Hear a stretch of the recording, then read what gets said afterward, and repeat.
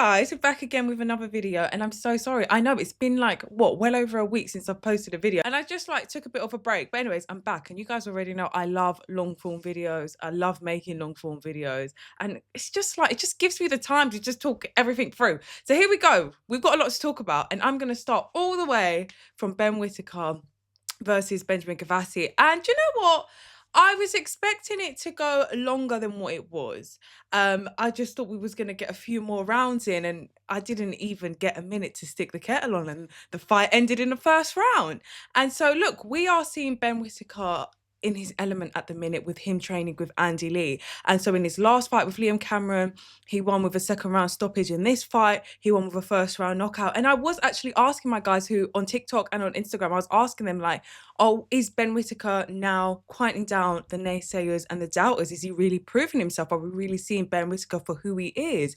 And I am really loving like the dynamic duo with him and Andy Lee. And I am really excited to see like what is next and like their game plans that they have coming up for their next fights, which will be really exciting. I also saw today that the WBC have actually ordered for Ben Whittaker to fight Joshua Buatsi, which would make an exciting fight, a real exciting fight. And Eddie Hearn actually has responded to that, and he said like there's levels in the light heavyweight division. Firstly, the light heavyweight division is such an exciting division to even begin with. But he said that there's levels. So you have the Benavides, you have the Bivol, you have the Beterbiev, and then you have like the Callum Smiths, you have the Joshua Buatsis, you have the Anthony Yards, and then you have the Hutchinsons and like the Ezra Taylors, and like they're trying to work through that. And there's like this form of like progression, I guess, that they have, or progression plan that they have for Ben Whittaker. And so what's next for him? And there is so many fights and so many names that you can throw in with what's next for Ben Whittaker, like so many exciting domestic fights. And you know, I've seen a few of his interviews and he does seem really eager to like go out and fight in like different parts of the world, which is great. And I think it's a beautiful and a brilliant thing, especially if you do have fans over there. Absolutely. But there is so many fights that he can make on a domestic level. Like you do have your Joshua Buatsi. I was even saying the winner for the Willie Hutchison versus Ezra Taylor fight. How much hate Ben Whittaker gets, people are going to want to watch him.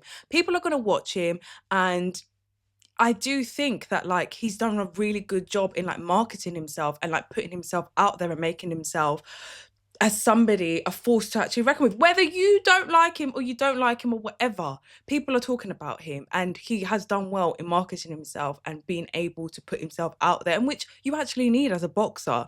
So good on him, and I'm excited for what's next, all in all, absolutely. And if you didn't know, it is fight week. We've got Lamont Roach versus Isaac Cruz. I have spoken about this fight previously, and I think it's such an exciting fight because I think both men have something to prove, as well as the co-main event as well. And I think for Lamont Roach, when the fight was actually announced with him and Tank, I remember seeing the comments, and the boxing fans were not convinced. They were just like, this is Tank cherry picking again. It's going to be an easy knockout. We know Tank's going to win. And then to see it play out as it did, we see Tank take the knee, which it wasn't a knee. Was it a knockdown? Was it not a knockdown? And then the fight ending in a draw. I think it took everybody aback. And what it actually done was, I think it made boxing fans want to see Lamont Roach more, especially those who were not familiar with his game. They definitely wanted to see more of him and to see what he's actually about. Isaac Cruz is also coming off like 2 exciting wins. So he's built momentum. And so it's like these guys, they're clashing.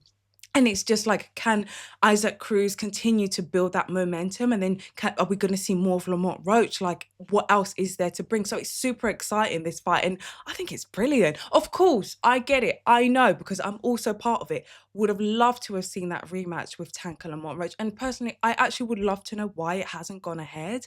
I've watched a few interviews with Lamont Roach, and there's nothing like really concrete. And we all know that Tank was going to fight Jake Paul, and of course he was probably going to make bank. But I mean, that rematch was like called for, man. It would have been great to really see that rematch as like soon as possible. I think with a fight ending in a draw, and with the way that the things played out with like taking the knee, and was it a knockdown? It is technically a knockdown. With all of that talk, absolutely there should have been a rematch. But we'll see. Lamont Roach has said that he does believe that Tank will retire at the end of this year.